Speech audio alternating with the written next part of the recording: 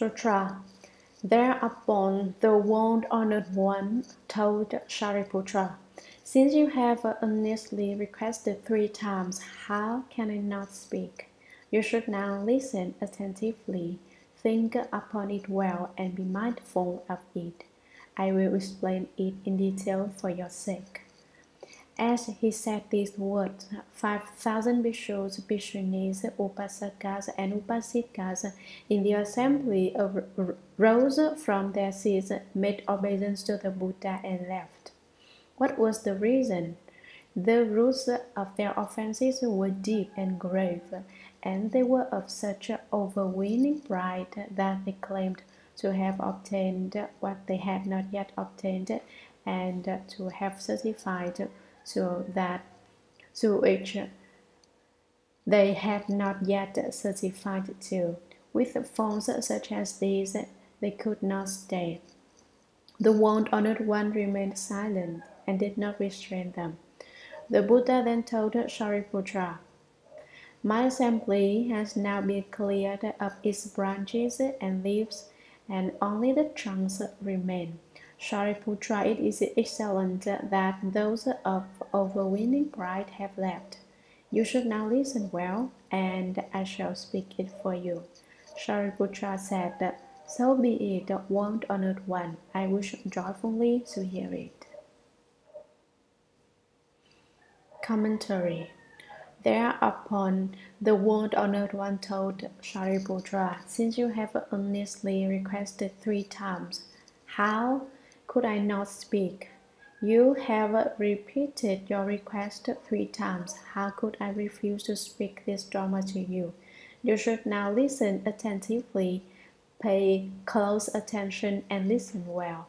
You should not fail to pay attention to the Dharma I speak.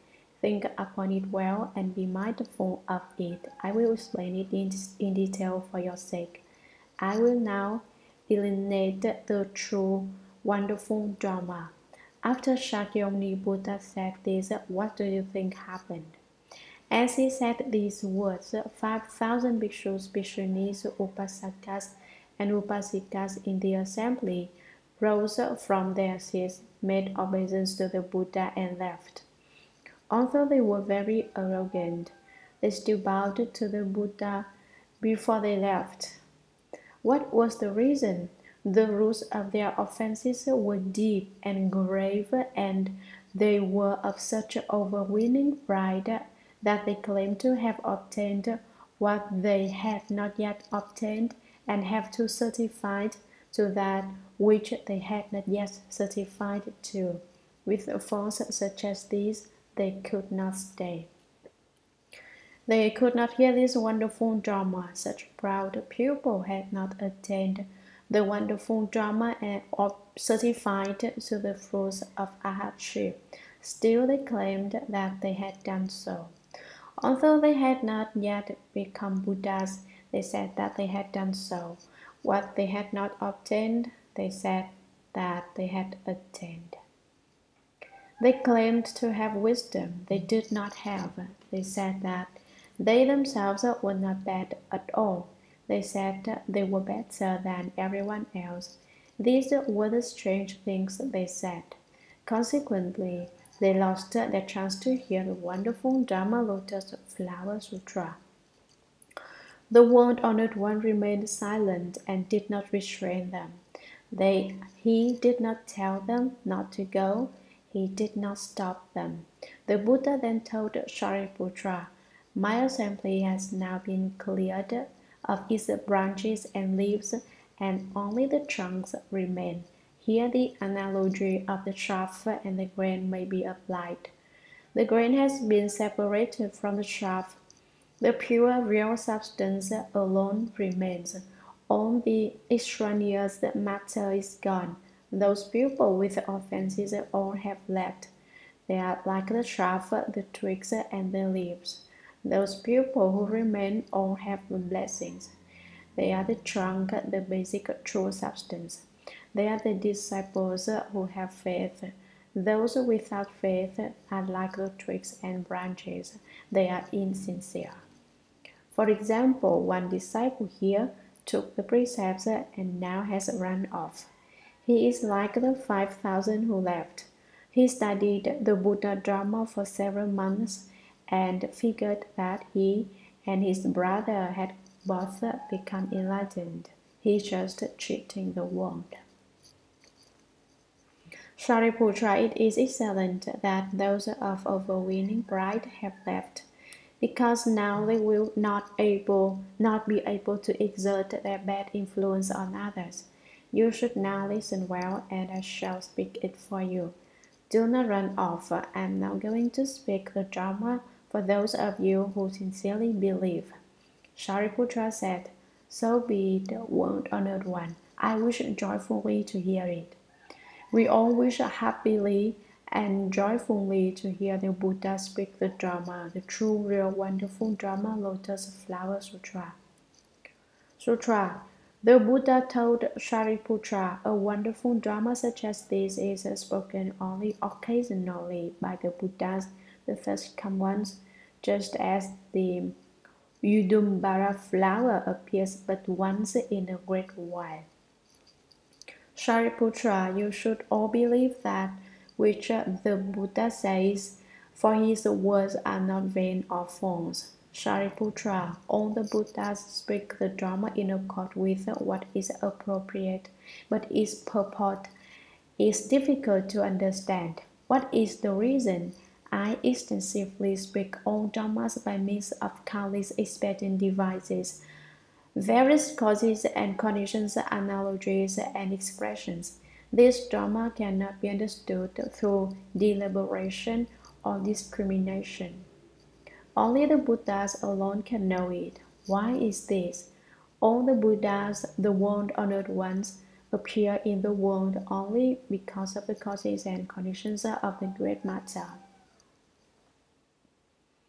Commentary. Shakyamuni Buddha had just informed Shariputra that he was about to speak the sutra. Why? It is because he requested it 3 times. It was clear that Shariputra was sincere, and so the Buddha agreed to speak it. Now the Buddha told Shariputra, a wonderful Dharma such as this is spoken only occasionally by the Buddhas, the first come ones. Such as this is a phase that points to the Dharma. The wonderful Dharma is thus. Were it not thus, it would not be the wonderful Dharma. So the wonderful Dharma is just like that. It is just the wonderful Dharma. It is just like what? Not like anything. Were it like something, it would turn into something that is marked. Not like anything, it is the unmarked real marker of all Dharmas. The unmarked real mark is the genuine, real, wonderful Dharma. The wonderful Dharma is only spoken rarely, when the proper affinities have matured, just as the Udumbara flower appears but once in a great while. Udumbara is a Sanskrit word which means auspicious, potent, raining Hua. This flower blooms but briefly once every 3,000 years. Therefore, it is most valuable and rare. The wonderful Dharma is like this flower. Shariputra, you should all believe that which the Buddha says, for his words are not vain or false. All of you hearers, conditioned enlightened ones and others, ought to believe the speech of the Buddha. What the Buddha says contains nothing false, nothing unreal. It is all true and not false. Take care not to become doubtful. Shariputra, all the Buddhas speak the Dharma in accord with what is appropriate. Although it is a wonderful Dharma that opens the provisional to reveal the real, the Buddha manifests the provisional for the sake of the real. For the sake of the true real Dharma, he employs clever expedient devices and speaks the Dharma in accord with what is appropriate. He takes a look at the potential and then dispenses the teaching, speaking Dharma suited to the person being taught.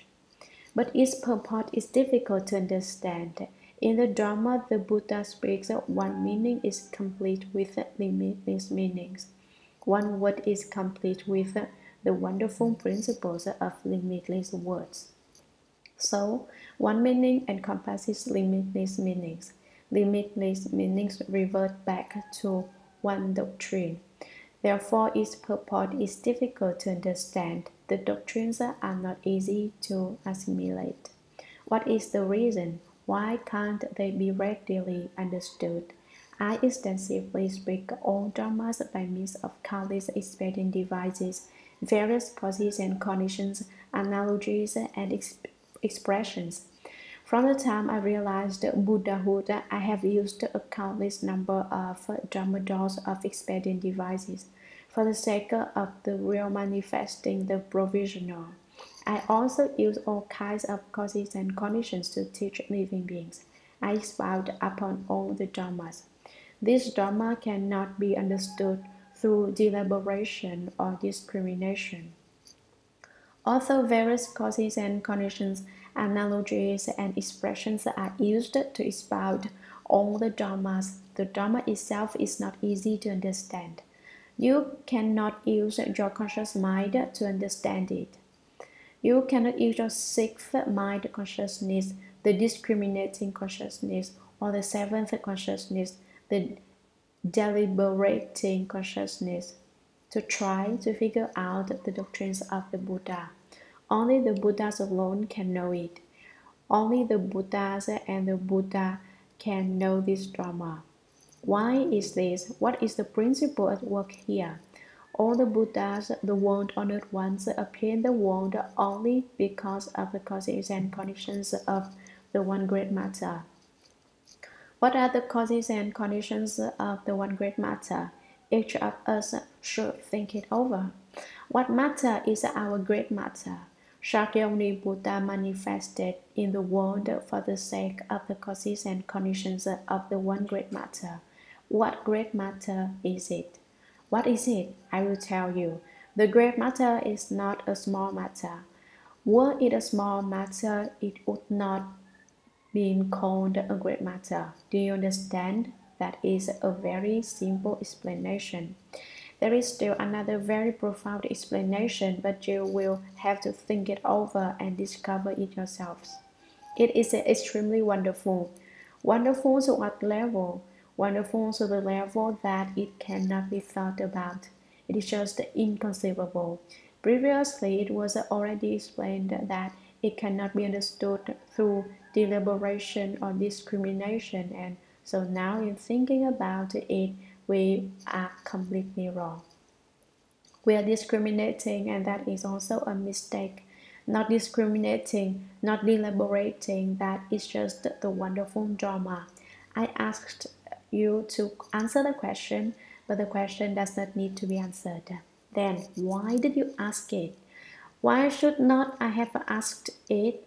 If you can answer me as to why I should not have asked it, then I will not ask. Why is there no answer? It is because Shakyamuni Buddha has now entered Nirvana, and really only Shakyamuni Buddha is qualified to judge and answer to that question.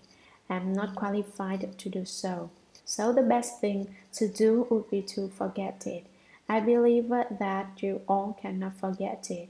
Why can't you forget this question? It is because it deals with the causes and conditions of the great matter. If it were the causes and conditions of some small matter, you would be able to forget it.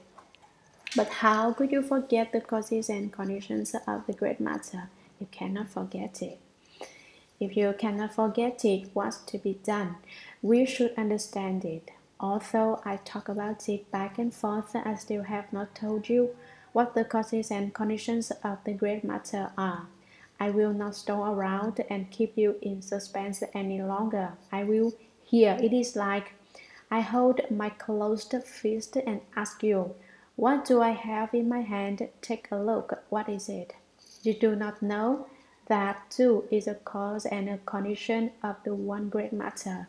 See, What is in it? I open my hand, nothing at all. The causes and conditions of the one great matter are also just like that. The causes and conditions of the great matter are simply no matter at all. No matter, no affair. So Shakyamuni Buddha had to find something to occupy himself with. It was just for the sake of speaking the Dharma Sutra that the Buddha mentions the causes and conditions of the one great matter. And what is said in the Dharma Sutra, it speaks of the wonderful Dharma. And what is the wonderful Dharma? Do not think. Once you think, it is no longer wonderful. In asking you about it, it becomes not wonderful. It can no longer be considered wonderful. Then what are we listening to the sutras for? You might ask, wouldn't it be more wonderful not to listen to them? Who told you to listen? You do not have to listen if you do not want to. Go ahead. No one is forcing you to listen. You may want to quit listening, but you cannot. You say, I can too. I have a thought of a plan. I'm going to take some drugs and get so high that I do not know anything at all. Then I will not be able to come and listen. That's a wonderful Dharma too. But there is another great matter that we should not forget. I just told you to forget it, and you could not. But this is something you should not forget. Since I have now encountered the causes and conditions of this one great matter, I cannot refrain from telling you. It is the great matter of everyone's birth and death. Do you understand it or not, the problem of birth and death? Do you know how it was you were born? You do not know.